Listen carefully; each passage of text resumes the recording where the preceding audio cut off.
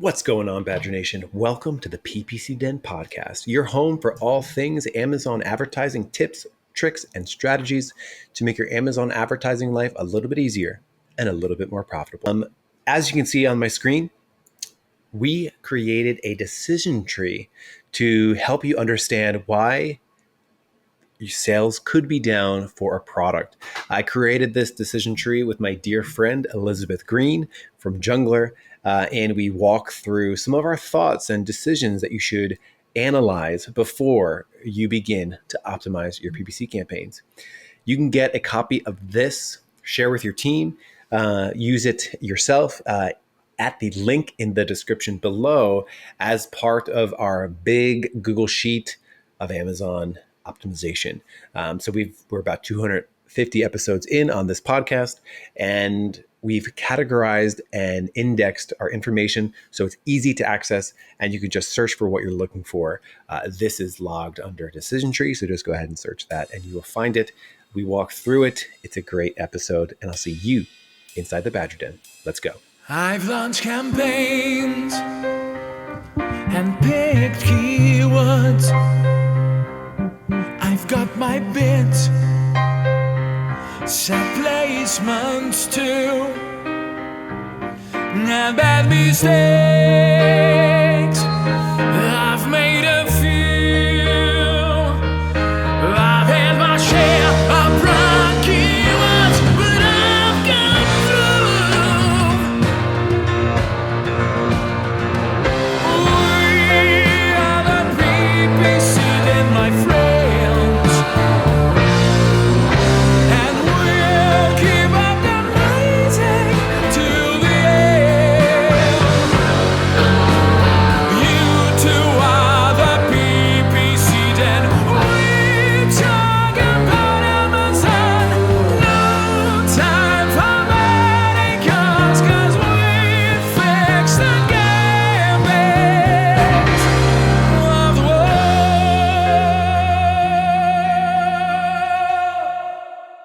Elizabeth Greene from Florida. How are you doing, Elizabeth? I'm doing good. Happy to be back. Yes. What's new in the world of Elizabeth Greene? What is new in the world? Personally, not much, which is good. I've got my personal life, my home life, pretty chill, pretty balanced with work, so I like that. How do you define balance as a busy entrepreneur, parent? How do you define balance? That all things are well. There's no major conflicts, no annoyances, which is great. So for those of you listening who don't know me personally, I have 6 children. So as you can imagine, that creates a very robust home life. And we also homeschool, which means the kids are home and around all of the time, which has been awesome. And my oldest is set to turn 13 this year, which is totally weird. She is literally 2 inches shorter than me at this point. Wow. Which is bizarre. Like, I expected to become at some point the shortest one in the family, and I was resigned for that. I just didn't think I would start having people pass me at 13, 14. So, but here we are. In their homeschool, do they have digital marketing class with Elizabeth? Not at this point. I've kind of messed around and tried to do spreadsheets with my husband. So, which is not our part of our homeschool curriculum, but the oldest 2 are currently into World of Warcraft, and my husband is teaching them the finer techniques of reselling via the WoW auction. So that's real. That's a real skill, I think. Also, yes, I would love to teach a class of like, hey kids, like you can visualize stuff in spreadsheets. Like imagine you wanted to make a list. Like what's a good tool to like make a list and list attributes about the different things, and you can do it in a spreadsheet.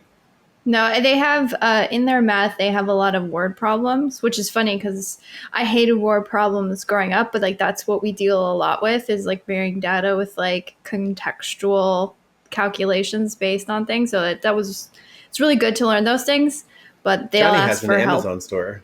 Yeah, Yeah. they'll ask Go for ahead. help, and I'm like, I have to like sit there and think. I'm like, oh, okay, wait, this actually relates to what I do. Okay, so that's just how I think about it. So it's cool. Speaking about what you do, we're going to be talking about, this is a common question people get all the time. It's a common question I hope nobody out there is asking, Yeah, but inevitably it doesn't only go up. Your sales can't go up perpetually forever. Sometimes you got to figure out why sales are down. So Elizabeth, I just shared my screen. As somebody who's watching this on, actually most podcast platforms have video these days. If you're listening to this on Spotify, you can see this video. Hopefully you don't do it while driving. Talk to us about the inception of what we're looking at here, like how this came up for you today, this sort of flow chart, which talks about why sales are down. yeah. No, I love being on the Ad Badger podcast. I feel very privileged to be able to come on here quite a few times because inevitably I get to talk about some sort of brainchild or a thought or a thing that I'm personally working through that I think is valuable for my own team as I try and help them level up their skills or level up my own skills. And so that's really where this kind of came from. So with what we do, like we hire very skilled and talented account managers, but and I mean we all can work on leveling up our skills. Like I can as well. I'm sure like constant learning is something that we all should be striving for. But with that, I've kind of come to view diagnosing these problems as this decision tree that we're kind of viewing on the screen now. And I've had account managers like, well, we'll walk through stuff, or I think anyone who's kind of heading a team has had those conversations where someone's like, oh, I'm trying to figure out this problem. And so you'll sort of come in, help them diagnose, walk through, get to the end of the decision, which I do on occasion in certain of our accounts. Like most of the account managers will come in and it's been very helpful. Like they obviously provide the context. So it's not that they're not all over the account and understanding what's happening with like the market and the products, and they sort of provide input and feedback in that way. But how do you get to what you need to do? Because I think there's a couple different levels to it. One is just recognizing that sales are down. Like, are you even paying attention? So if you're paying attention, you might notice that sales are down. So then your question is first, why? But then the second question, which sometimes is a little bit more difficult to determine, is what should I do about it? Because as we kind of get into this decision tree, oftentimes knee-jerk reactions to sales is the ads.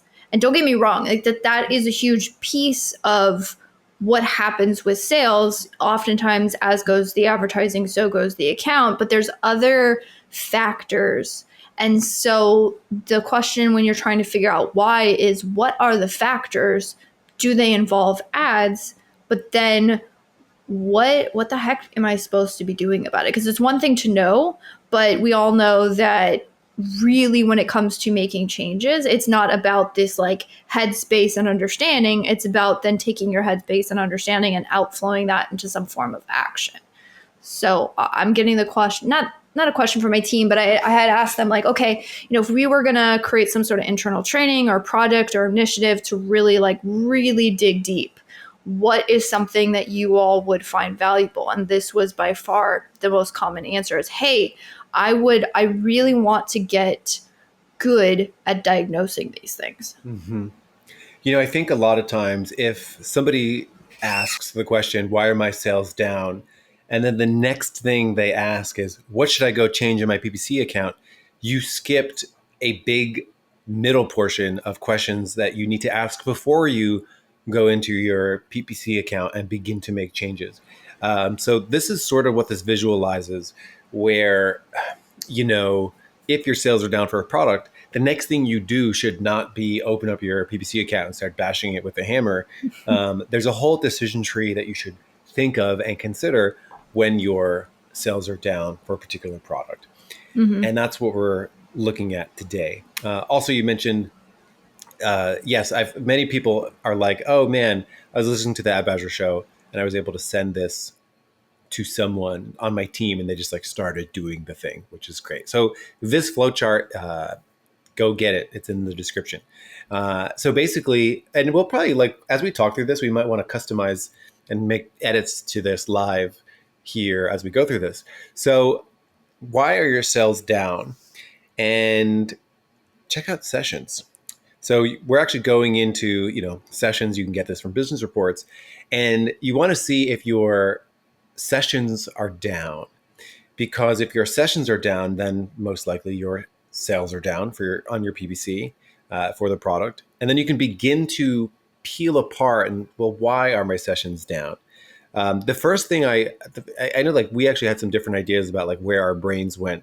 But to me, like, if sales are down for a product, I want to find out if the search volume for like a portfolio of keywords is down. Because if search volume is down, maybe there's some seasonality. People just are searching for it less these days than they were in the past. Maybe it's some kind of seasonality. Maybe it's a downtrend in the market, whatever it might be. I love knowing that as a first entry point in trying to understand why sales are down. And what I think is cool about that is there's different ways to get it. I think the Product Opportunity Explorer is a pretty easy one. I think as the on Amazon tool, you can just go there and it'll tell you.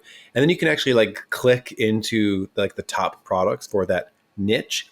You can see how many clicks the Product Opportunity Explorer says they got. It tells you the 30-day trend for those product clicks. It tells you the search trend for those individual keywords as well. So I like to just get a pulse on it. So if search volume is down, I generally say, hey, we should reconfigure our goals with the market. Meaning if the market shrank 10%, then what do we have to do with our PPC goals and our overall targets for that particular product? So that's one thing I just love knowing before I go take action. Is the search volume down? Are my sessions down? Yeah. So I dig that. No, I mean, that's like a great point. So when I'm sort of attacking these things, it's helpful for me to understand, how do I calculate this number? Or are there base components that I can add up to calculate this number? That's why, again, I kind of call it the Amazon growth equation. It's, again, I completely get that's sort of like a clickbait title. It's just my growth equation. Yeah, there you go. I just came up with it. But it's looking at sales through the lens of a shopper funnel, right? So a lot of people say, oh, sales are down, so therefore it has to be that ads aren't pushing traffic enough, so therefore I should go and pump up my bids on my base keywords, or like go look at that. That's where everyone's mind wants to go. Which you might be making the right calls, but you might not be, to your point of down churns in the search volume or the trends or the market trends, right? If all we're doing is pumping things at a point when there's just less search, which means there's probably more competition vying for less things, that just causes an increase in the market value of those clicks, which means increase in cost per clicks, and maybe we're unprofitable. So there's like all these things that can spiral out of control if all you're doing is, here's the problem. Okay, I'm pretty sure this is the answer. Let me just go towards it. So I like to take an expanded look at the overall sales equation, which is essentially traffic, right? So how much traffic is getting to the listing? Of that traffic, how many of those people are purchasing? And of those people who are purchasing, how much do we make when somebody makes a purchase, which is average order value? Essentially, that's your sale price, but average order value is going to calculate if you have multi-purchases. Most products will just be a one-to-one purchase, but a lot of products, even if you don't think you're having multi-purchases, you might even have like 1.3 units per order, those kind of things. So you want to calculate like the true value of it. And so if you take a look at these numbers, but essentially take a look at these numbers over time, meaning what is the change trends in each of these, and you can kind of say, okay, sales are doing this. Wait, all of a sudden it's the sessions that are going down. Okay, that's a traffic thing, right? Oh, wait, my unit session percentage is going down. Oh, wait, it's a conversion rate thing, or my average order value is going down, which might be like I lowered my price or put a bunch of aggressive coupons, and so therefore I'm making less per purchase. But if you're just knee-jerk reaction going over to the ads, well, unit session percentage might not be something that you should correct for in the ads, because if your conversion rate's down and you simply push more, so you're spending more on ads, most likely that's going to create increases in your A costs and your total A costs. So that might be something like you want to get very incremental and intentional in those cases. Which again, knee-jerk reactions can often make you, one, you're just, even if you do make a change that like does something, you're like, great, I did something great. Maybe you just so happen to hit upon the one thing that was good, but can you then take that and replicate that in the next scenario where that might not be the right change to make? You're going to go keep hitting that one thing with the hammer when maybe it was right 1 time out of 5, but the other 4 times you end up creating bigger issues. Mm-hmm. We just did a little analysis before this of one of my PPC accounts, and sales went up, and it was actually like sales went up, but the only reason they went up was because there were just more people searching for it. So like if I went to go into my account and like begin to make changes, I'd think I was a genius, when in actuality, like literally people just searched more frequently for the thing. Mm-hmm. So I love knowing that it's a useful piece of info. Other things that I like to look at over there on the sort of the sessions, what are my sessions doing question. Take a look at organic ranking. I can't tell you the amount of times you should optimize your PPC way differently if you're like gaining organic rank versus losing organic rank. Mm-hmm. So I love asking that question, like, well, what are my key keywords doing for organic ranking? And that should inform PPC strategy. How do you like to think about that? Like, let's say a customer, let's say, for their top 10 organic keywords, highest search volume, now all of a sudden they fell. All of these top 10 were in the top 4 positions, and now they're scattered between 4 and 10. I mean, that's a huge difference in how you would approach the PPC in that situation. Yeah, absolutely. Because then at that point, again, talking about just looking at ads in isolation and not taking into account everything else, you might be looking at your ads and saying like, oh, ACOS maybe has an increase in trend or something. So maybe you've pulled back on ads due to the ACOS. But then if you looked at all of a sudden, oh, wait, my trends are down. We know sessions, one thing that heavily affects it is ads, because essentially ads are paying for traffic. So if I'm pulling back on the potential traffic and then that's causing the decrease in my sales, well, then I'm making the wrong moves. Even though, again, looking at the ads in isolation, I would say, okay, so ACOS is high, therefore must optimize to bring ACOS down, which means bringing down bids, potentially pausing things, adding negative keywords, which negative keywords you should probably add regardless if they're just wasting ad spend. But you're not making the right strategic moves because you're not looking at the entire picture. So what we're essentially arguing for in this sort of decision tree is, hey, you need to take the entire picture into account. But the reason why we have this decision tree is we recognize for you to look at every single one of these data points on this chart is really labor intensive and doesn't always lead you to the correct conclusions because you're looking at everything. So in the argument for sort of this decision tree, it's okay, let's start at the top. Let's work our way down based on the things that we're finding. And then what we end up doing is sort of carving the path to the correct, again, action decision versus saying, oh, I looked at everything. Great. Okay. Oh, this is changing, but like cost per click changed a little bit, but this changed, but that, what would I do about it? You're going, okay, no, follow this very methodical laid out path to the end, correct end conclusion, with you can then be very certain this is the root change I should make if I want to try and help correct for that or account for it. Mm-hmm. Up next on this tree is looking at competitor sales trends. I love this too. You can sort of get some of this information from brand metrics, as well as the product opportunity explorer.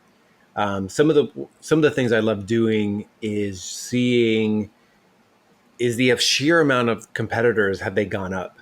I was just looking at year-over-year analysis for a particular customer, and a year ago compared to now, there were almost 2.2 times more competitors trying to go after the same thing. So it was also colliding with seasonality. So not only were they going into a slower season, but also there's 2 times as many competitors. And that really should change how we approach it. we got into a whole thing of competitor analysis and strategy about what to do with these competitors. And it started conversations about price optimization and image optimization and title optimization and like where do they really fit in the market, and like all this different stuff was fantastic. So it would have been a completely missed opportunity if we just saw sales down and went straight to the PPC. It's like, oh, actually, there's twice as many competitors now, and a lot of them have much lower prices than we do, and a lot of them have, you know, a little bit better page optimization. You know, it just really useful information that leads to conversations like, oh, do we not even have a video for this product, or oh, you know, the product title isn't as optimized as it could be. Just makes PPC easier. So that was sort of the next step in this sort of decision tree about making sure we have a pulse and understand what the closest competitors are doing. Yeah.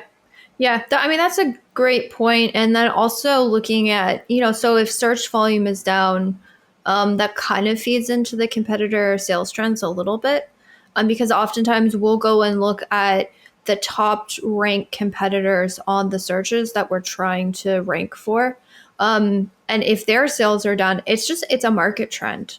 It's not necessarily like, obviously we don't want sales to decrease, but to your point, seasonality has a play in how the market reacts. Like on Amazon, we don't create demand. Now, if you're doing external marketing, you're creating demand. But if you're simply talking about putting up a product on Amazon, advertising it on the specific platform, you're simply harnessing the demand that's already there. You're not creating it. So therefore, you're simply playing with what the market's going to give you.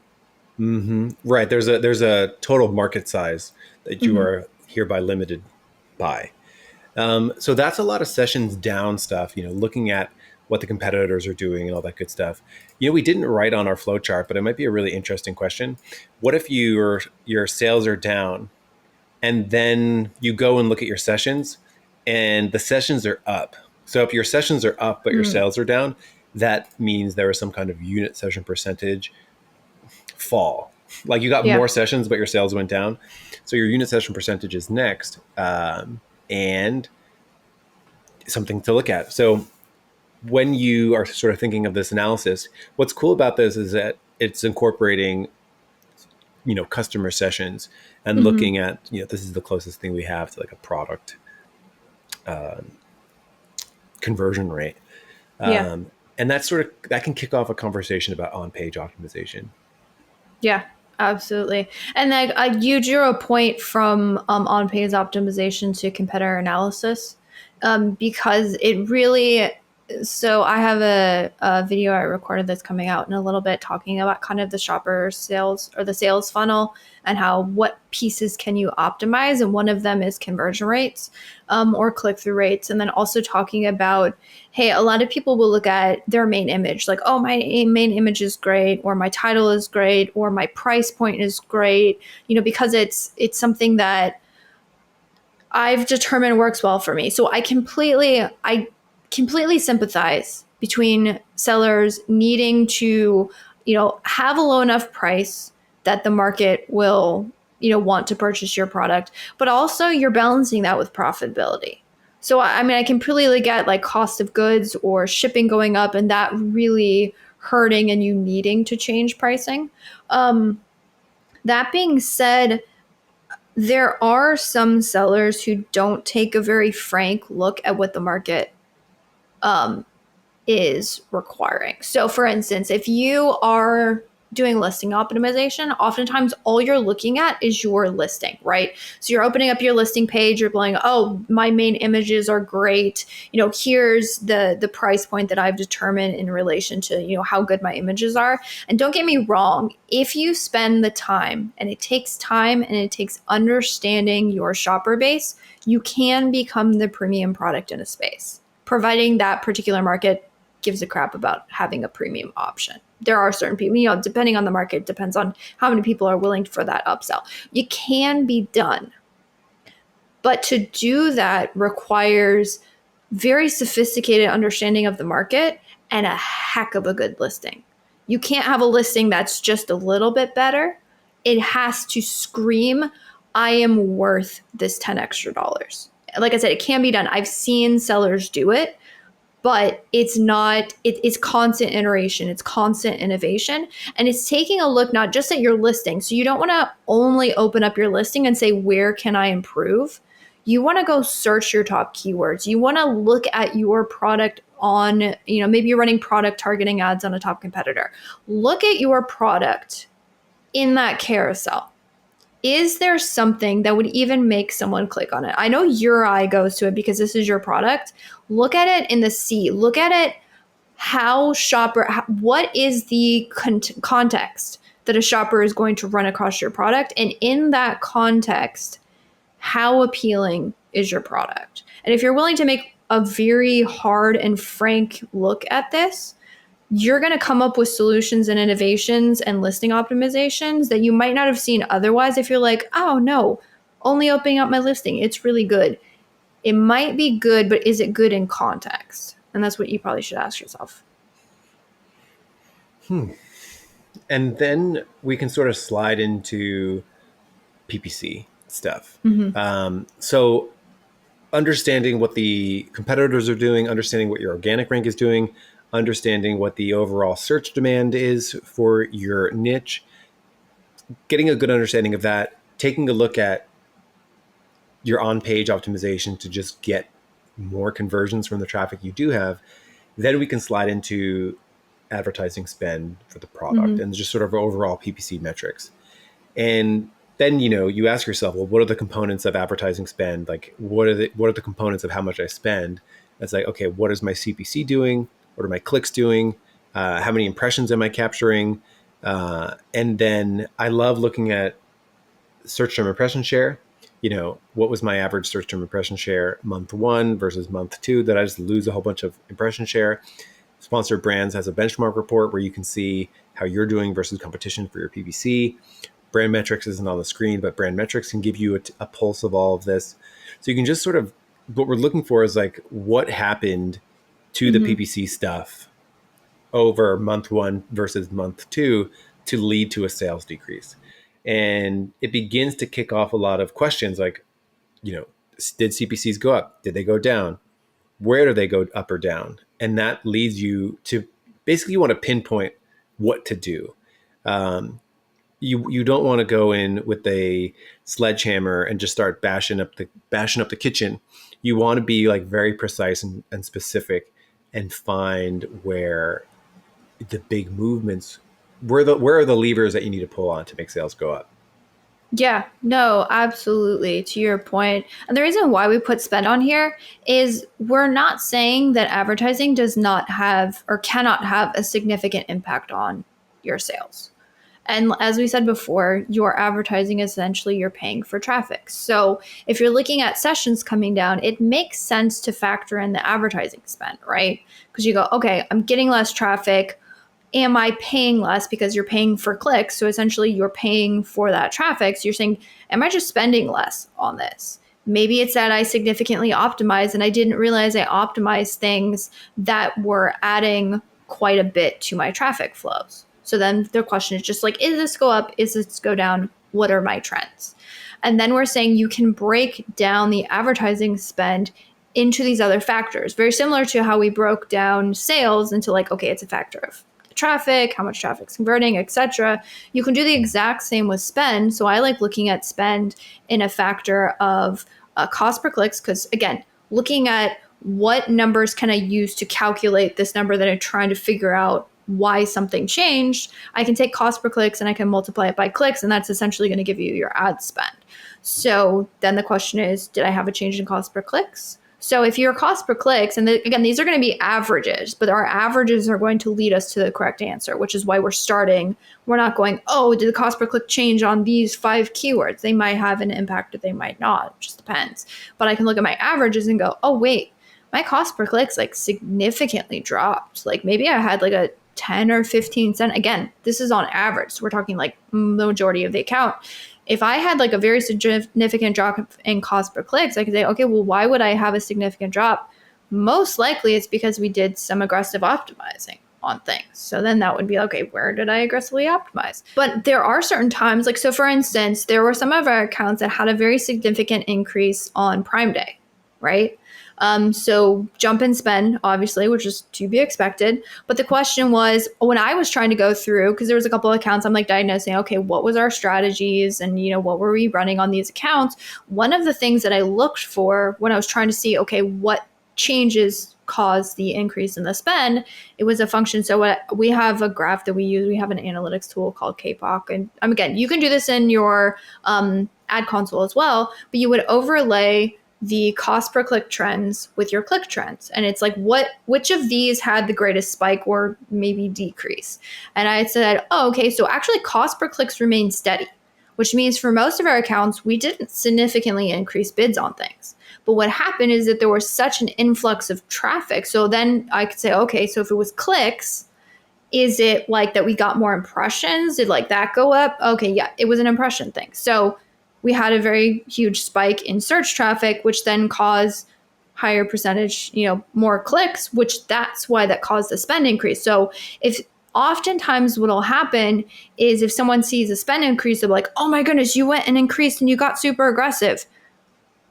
Yeah, that can happen. Like if someone went in and like put a major bid on like a top keyword, Amazon will spend it. That could create a cost or increase in spend.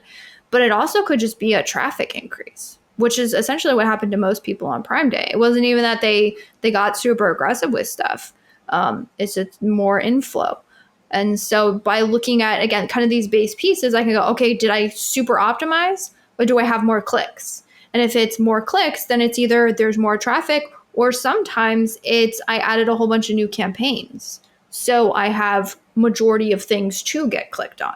And you can start, again, going down that rabbit hole. But you can see how like going down these rabbit holes in a very specific and systematic way allows you to just kind of get to the actual root cause. Mm-hmm. Yeah, well said. So I think, we've been talking about this for 30 minutes now.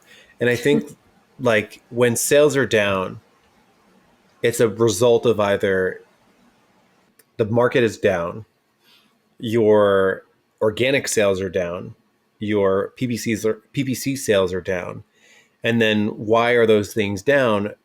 Sometimes it's a competitor wedging themselves into the market, and you might need to revitalize some on-page optimization to boost CTR and boost conversion rate. You might want to go visit your PPC campaigns.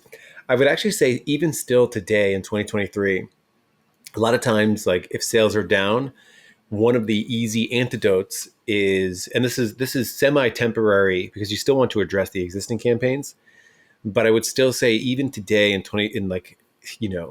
midway through 2023, a lot of people just need to launch more campaigns, like more campaign types. I can't tell you the amount of accounts that aren't running sponsored brands to the degree of seriousness that they should be. Really simple stuff like, let me launch that. Or launching new keyword and targeting strategy types. Like, okay, I'm going to go after brand defense. I'm going to go after competitor targeting. I'm going to go after like top of funnel general keywords. I'm going to go after like increased keyword diversity of campaigns. A lot of people do that. So I think in general, not understanding these market forces and like not understanding like where changes happen so you can go and investigate where a drop occurred, I think that's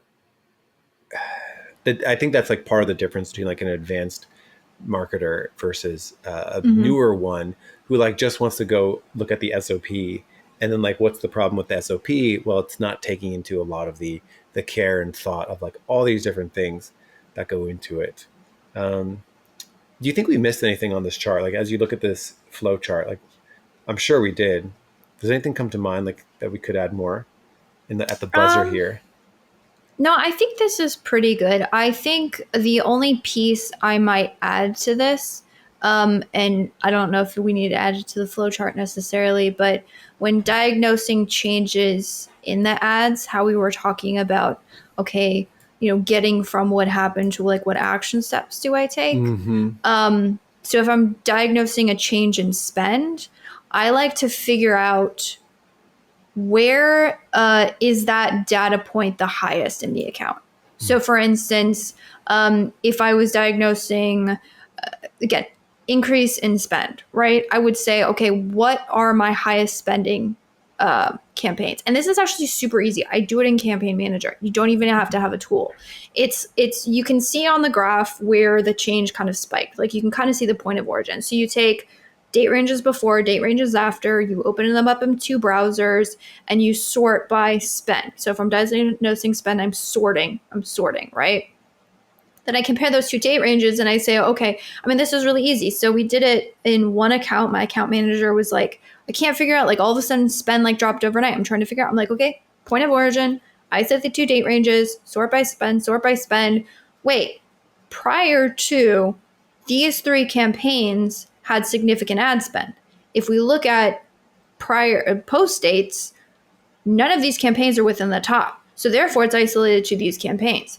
Let's go diagnose. So we went into the campaign, we're like, oh, this product all of a sudden became ineligible. And so therefore that's why the campaign stopped. You know, it could have been bids. Oh, wait, looking at the history tab, we dropped bid, but we know where to look. And because we've gone down the decision tree and we know it's isolated to spend, we can be very confident when we look at the campaigns and we look at those in order of spend that that's the right place to look, which can lead you to some very significant conclusions. So in the case of the product going out of stock, there's literally nothing we could do about it.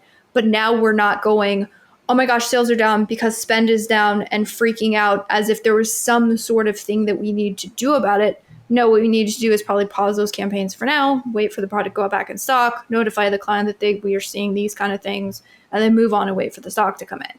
But we're not going to be going through like spend is down, sales are down, let's increase all the bids on the things that don't need bid increases because those products are running just fine. Measure twice, cut once. Yep. As it goes. Find that, really be confident you know what's going on and then where to go take action and then take that action. So hopefully today we've created more careful and cautious marketers. Elizabeth Yes. from Junglr, thank you so much for coming on the show. People can find you all over the internet, whether it be on YouTube or LinkedIn. Thank you so much for coming back on the show. Yeah, my pleasure. My pleasure. Always enjoy it. Hey there. Thanks for making it to the end of the show. As you can see on my screen, this is AdBadger's software tool that we use to optimize Amazon PPC campaigns that you can go and check out at the link in the description. We would love to personally show you around, answer questions, hear your feedback. We're really proud of the tool that we built over the last few years. We've been working on it since 2017, and I do believe that it gets better quarter after quarter, month over month. We're constantly adding and upgrading and improving it. So you can head over to the link in the description, sign up for a demo of our tool, and you can get all kinds of things like nightly advanced bid optimizations, a algorithm that I've worked on personally for years that I'm really proud of. So go ahead, check it out. Badgers bite, but we don't. And I'll see you inside the Badger Den.